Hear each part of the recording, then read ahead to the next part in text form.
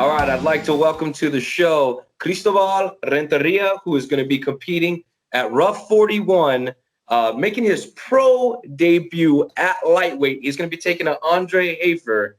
Man, first of all, you are looking jacked, my friend. Thank That you. shirt, Thank you. that's a nice shirt because it makes you look big, buddy. Hard work, man. Just it's the weight cut right now. Just the weight cut. So. All right, now this is the pro debut. So now the record matters, right? As an amateur, you went 6-1. We picked up titles. Your last fight out was April for NFX. You got their lightweight strap. So it shows that you got experience. You were ready to take things to the next level. And we arrive at our pro debut at RUF 41. Now, you're undefeated in the RUF cage. Let's talk about, how are things different this time around from your amateur fights? Different. My training, I totally took it to a different level. Now I am just training smarter. I'm eating healthier, and I'm just full of energy, good energy, and I'm ready to fight. I'm ready to fight. Absolutely. And the fight is just days away again, June 20th, which is going to be Father's Day. So for us dads that are working the show, we got to work, but that's okay. That's okay. We are more than willing. It's going to be at the Celebrity Theater, which is a pretty big venue. And there's going to be fans in attendance. How excited are you to make your pro debut in front of fans? Now, you may have had fans in Oklahoma, but they're not Arizona fans. We're kind of a different beast. To tell you the truth, I will probably have the majority of my fans will be at the Celebrity Theater. I've got about like 50 people coming from Missouri all the way to come watch me fight. And I've got quite a bit coming here, about 50 or a little bit more. Hopefully 100 show up from Arizona. So I'm telling you, the fans, they love me. They like to see what I have to bring to the table. And I'm just ready to perform. And, the fans, without them, I'm nothing. So they're my motivation. Absolutely, 100%. And let's talk about training here for a second. Oh, I understand that, excuse me, now we're over at Madison's Boxing. We used to train over at Baker's.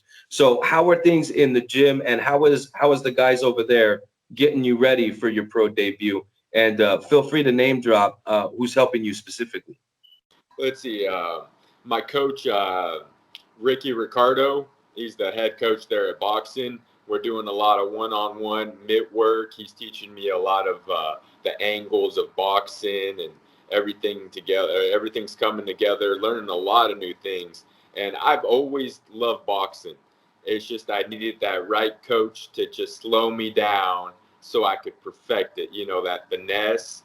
And I am ready to throw some chingazos June 20th. I'm so excited on my training.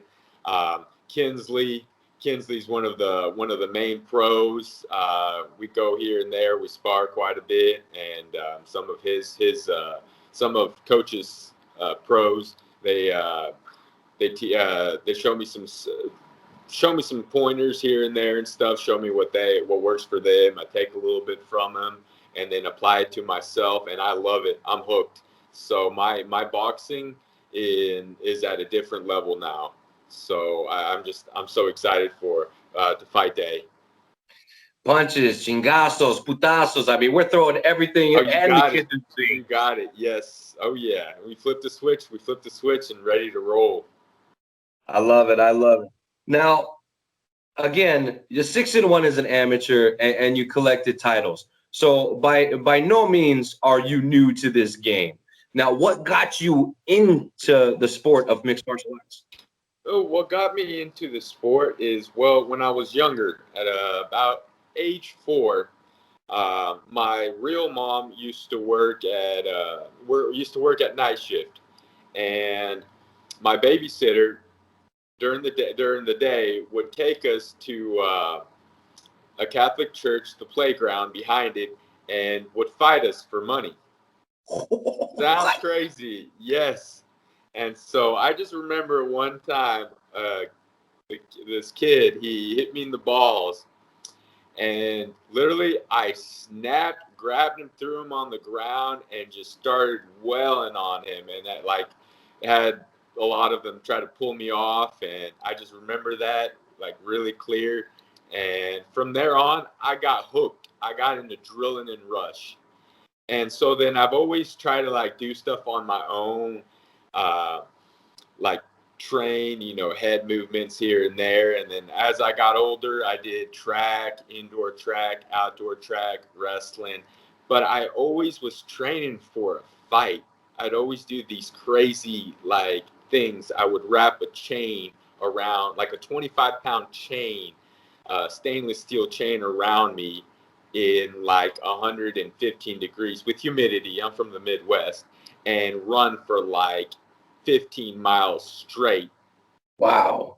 And then I would make it even harder. I would put on a hoodie, and then I would grab like 2 big rocks that I would see on the side of the curve and grab them and hold them in my arms and hold them up and just keep running.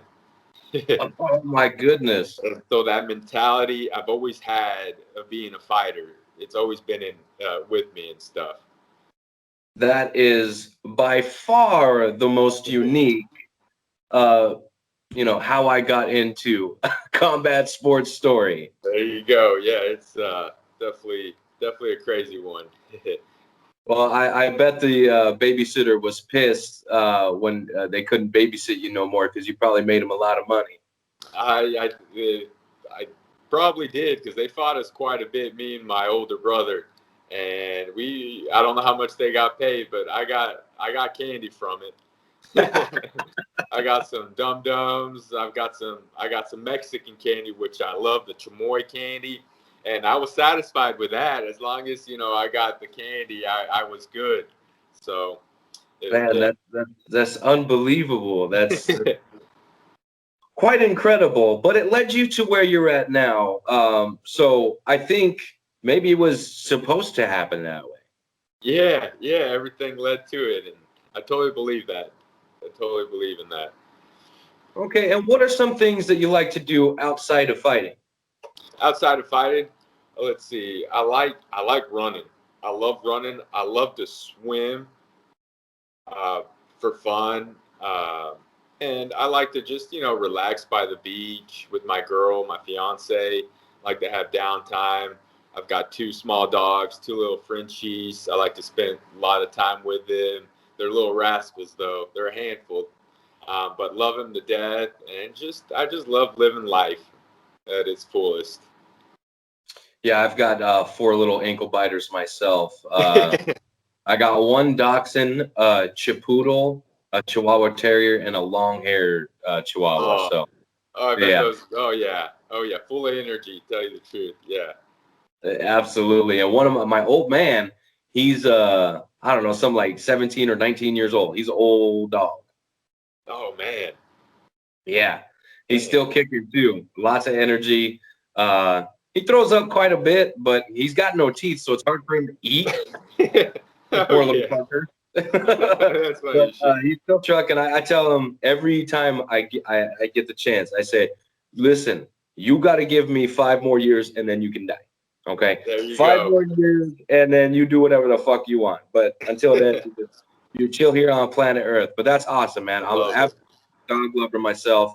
And although I don't get to the beach very often, because I live in Arizona, we don't have beaches. I get to the lake and I like throwing my pole out in the water and just having a couple brewskis and kicking it. So definitely can understand that aspect of relaxation. But is there anything outside of the norm, like that you're really into? Like, I don't know, throwing axes or skydiving or some shit like that? Let's see. I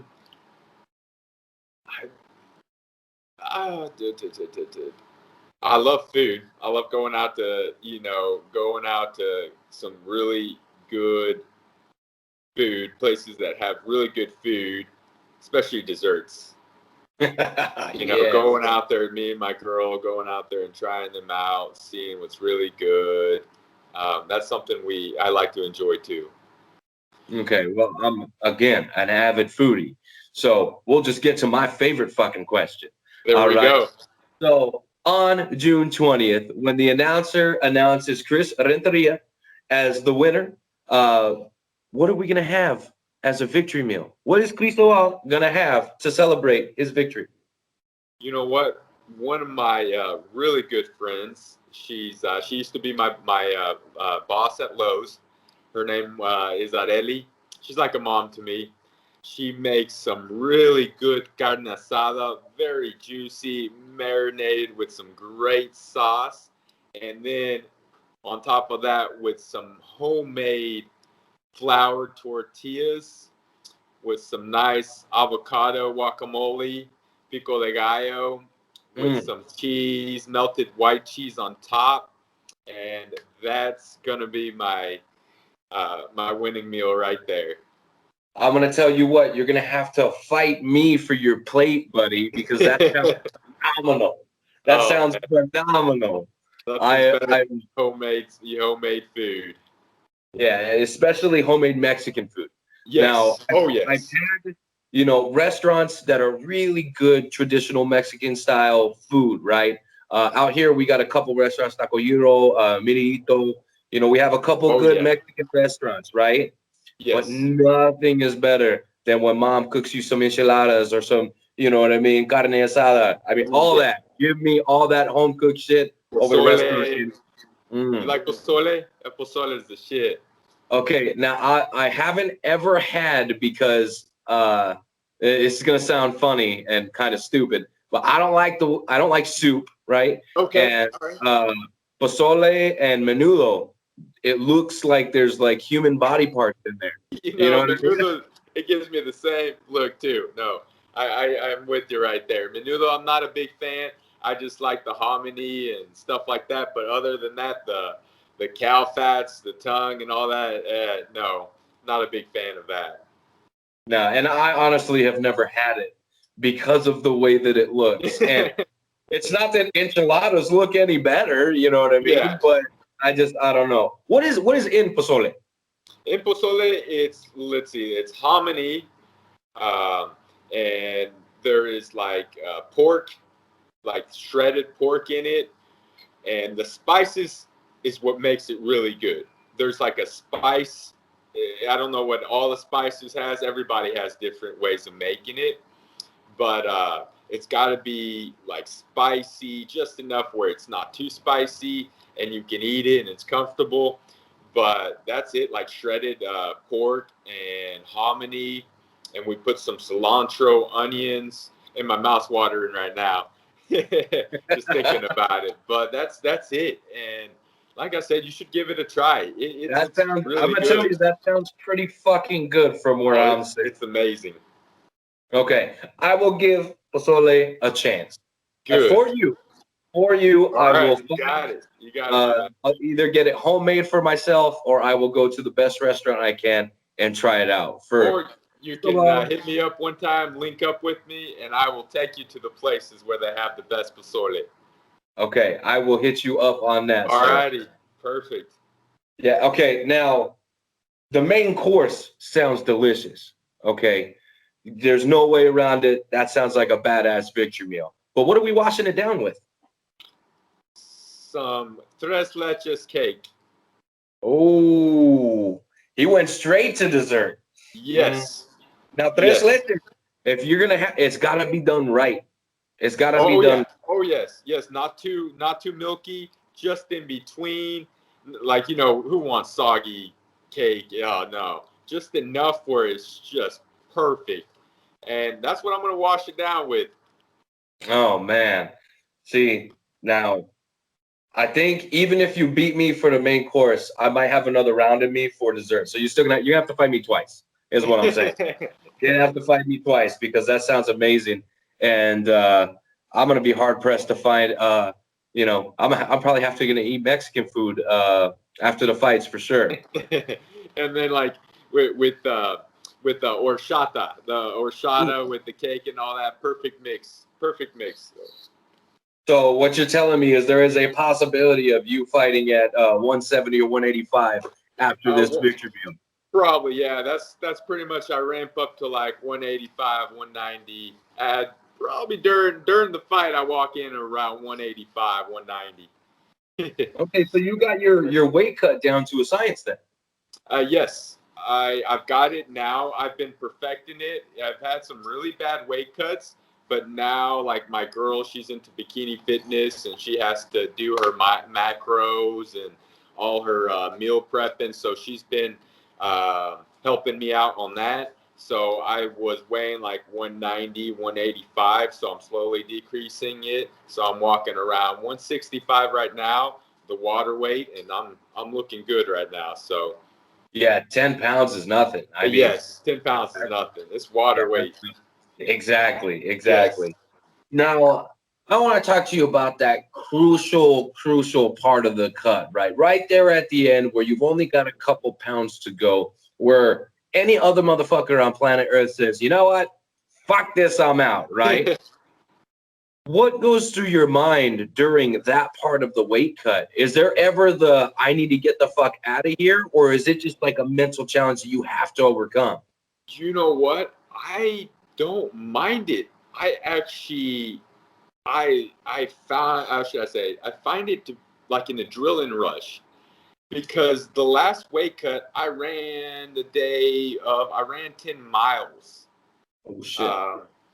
I was gonna do the sauna, but I'm like, I hate doing the sauna, so I ended up doing 10 miles, and I just got an adrenaline rush, and I lost about 10, 12 pounds that day up. And my coach and Austin was there, my ex-coach, and they were watching me doing it, and they were like, oh my gosh, this kid still has energy. I was running still. I was, feeling great, and I still had to go pee afterwards. So, yeah. So I've got it to where I don't find it as crucial as I did when I was in high school wrestling. That's very interesting. But it also speaks to your professionalism. Again, we're making our pro debut. So these are the things that the kinks you want to work out before you get to the step that you're about to take, right? You want to make sure that your weight cut is down to a science. The diet is on point. You want to make sure that you're peaking at the right time. So all these things are important. And it really sounds like you're right fucking there. Oh yeah. I've been messing it for pretty much since the beginning of my fighting career. And so far, this is probably going to be the best weight cut ever. And I feel great. My physique is great. My endurance, strength, everything is on point. So thank you. Hey, no problem at all. No problem at all. Okay, so let's talk about your opponent real quick. Andre Hafer, right? What does this guy do well that we got to keep an eye on? I really not worried on what he does well and stuff. I know he likes to keep it up, do a little bit of kickboxing, and he likes to take down. And I'm prepared. I've trained really hard for all these things that he has to bring, and I'm ready. I'm ready. I've been training for whoever. I train for whoever. I train for the best, and if you know my work ethic, I train for a world champion, and I do everything I can to put on a show that day. And if my opponent's been training hard, and it's going to be a fight, so I've been training fight, and that's what I love. I want to test my ability, and if the guy is willing to, you know what, this is what we were made to do, and let's go, let's get after it. 100%. And I love that mentality, right? It's go to war. And Yes. That's it. May the best man win. That's pretty cool. Yes. Have you always had that mentality? I've always had it, yes. When I, in wrestling and in college, when I ran cross country, indoor track, and outdoor track, I've always had that mentality. And now as a fighter, so.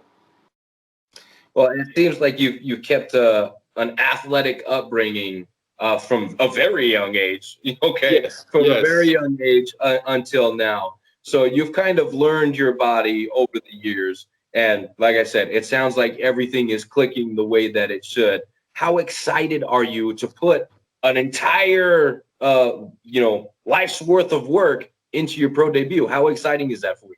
I am so excited, like so ready. I'm getting chills right now thinking about it, and I just can't wait to show everyone what I'm capable, what Cristobal Renteria is capable of doing, and just give me an opportunity to really,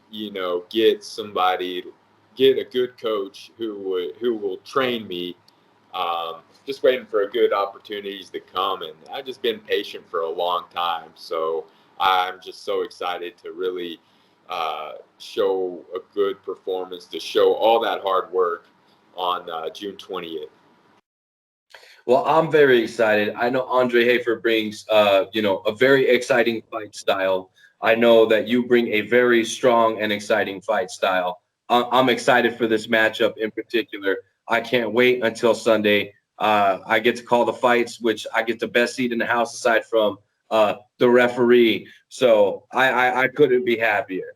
So before I let you go, I'd like to give you as long as you'd like to thank anybody who got you here to this point in your career. Sponsors, training partners, coaches, whatever, man, take the floor. Let's see. My number one is my fiance, Rocio Valenciano. She's been with me through ever, and that's why I had to put the ring on her to keep her. I'm just kidding. But she's the love of my heart, and she's helped me out good and bad times, and she's always supported me financially, and she's a workhorse, and she does her gig too as, bikini fitness. So I just want to thank her, and I'm blessed to have her in my life. And then I want to thank the Renteria Fight Club, my fans, and Lowe's Home Improvement. That's where I work part-time, and my coworkers who help me out a lot, and my bosses who work with my times, with my training. Couldn't be more thankful to have them on my back. And then let's see, who else? A shout out to the big man. He's been there from the beginning, and behind the scenes, everything that he's done is my dad, Scott Beckwith, and his company, Architectural System Incorporation. They've always supported me in whatever I do, and without him, my success wouldn't be where I'm at right now. And that's it. One more thing. My coaches. I've had a lot of great coaches. I've been to Fight Ready, and I've left there because it just wasn't the gym. And I just wanna thank Santino DeFranco to really showing me a lot about fighting. He's a good coach, great coach, and he's just good coach. And it just wasn't the right time to go in, and I had to move and stuff. But want to thank him. I want to thank Randy Seitz from the MMA Lab, a great guy, full of knowledge. Had a lot of I took a lot from him, learned a lot, and best of luck to all of them. And I appreciate all that knowledge that I took from him. And I can't wait for June 20th. And so that's it. Oh, one more. Sorry. Go ahead. One of my teammates, he stuck around for the longest time ever. Jose Rodriguez. He was going to actually corner me. And I just want to thank him for always sticking around with me. Nobody really else did. And he did. He tagged along. He always offers to go to ride his bike while I'm running, all these like 50 miles. And he'd wake up. He drives about an hour to come all the way to here to come and make sure I get in my good run. So he's beside me, pushing me. And so I just want to thank Jose Rodriguez too for always being there for me. and all my supporters, all my fans. I just want to thank all of them, and thank you for interviewing me. And I just can't wait to put on a big show for you guys June 20th. And Renteria Fight Club, here we come. Okay. Now, again, I'm very excited for this fight. It's one of the fights that I got my eyes on in particular, right? I think both you guys are going to come out and put on a very, very exciting show. So anybody who's watching this, you'd be a fool to either not be there in attendance over at the Celebrity Theater, or you would be a fool to not at least pick up the pay-per-view. Now, you can do that going to roughnation.com and using the code Renteria in all caps. And I'm saying Renteria, so you could figure out how to spell that for people, gringos like me, okay? It's CRENTR or TERIA, Renteria, okay? So that is the code in all caps to support this man on his journey, making his pro debut. We couldn't be any more excited, my friend. Thank you so much. Thank you. All right. So on Sunday, this Sunday, well, I'll see you on Saturday, of course. Commentator, Yes. got to be there for the weigh-in. Yes, sir. So I'm going to be there doing my thing, and you're going to be there doing yours. So we'll see you on Saturday, but safe travels to that scale. I know we don't have to travel far, but we still got to make weight. So safe travels to that scale, and then, all the hard work to get you on that scale is why we fight. Okay? So good luck to you, and I'll see you on Saturday, my friend. You got it. God bless. You too, sir.